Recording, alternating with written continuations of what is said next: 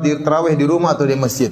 Yang benar, wanita yang terbaik salat di rumah. Kata Nabi SAW, la tamna'u ima Allahi masajidallah wa buyutuhunna khairun lahun. Janganlah kalian melarang para wanita ke masjid, tetapi di rumah lebih baik bagi mereka. Wanita kalau salat tarawih di rumah lebih afdal daripada kalau dia salat tarawih di masjid. Seluruh keutamaan yang diperoleh laki-laki kalau ke masjid diperoleh juga oleh wanita tatkala di rumah. Contoh, lelaki kalau ingin dapat pahala 27 kali lipat, 27 derajat, dia harus ke masjid. Itu laki-laki. Dapat 27 derajat. Tapi kalau wanita, dia ke masjid, dia juga dapat 27 derajat. Ternyata di rumah lebih baik. Berarti kalau dia di rumah, dia juga dapat 27 derajat. Dan ini bentuk keringanan dan pemuliaan yang Allah berikan kepada para wanita. Lelaki kalau ingin 27 derajat harus ke masjid. Perempuan tidak perlu, di rumah sudah cukup. Lelaki kalau ingin salat supaya dapat pahala salat semalam suntuk, kata Nabi SAW, man shallama al-imami hatta yansarif kutiba lahu qiyamul laila. Barang siapa yang salat bersama imam sampai selesai, bagi dia pahala salat semalam suntuk. Ini laki-laki ke masjid. Perempuan di rumah dia dapat pahala semalam suntuk. Kenapa? Karena salat di rumahnya lebih baik daripada di masjidnya. Kenapa bisa demikian? Karena wanita memang dalam Islam hendaknya menjauh dari lelaki, menjauh dari pandangan para lelaki.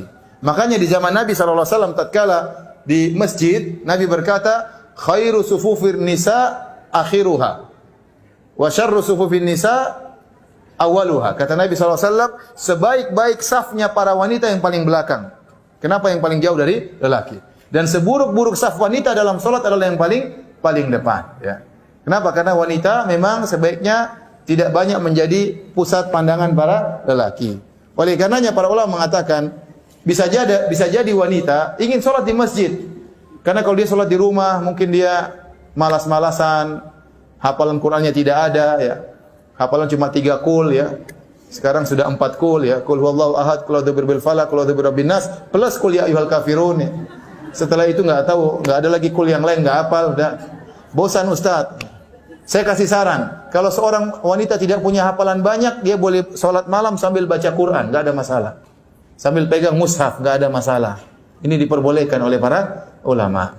Ustaz, tetap saja saya jadi malas, ngantuk aja kalau sholat di rumah. Ya udah ke masjid, nggak apa-apa.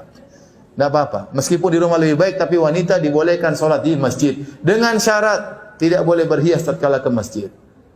Tidak boleh pakai parfum tatkala ke masjid. Harus seadanya yang wajar-wajar saja. Tidak boleh.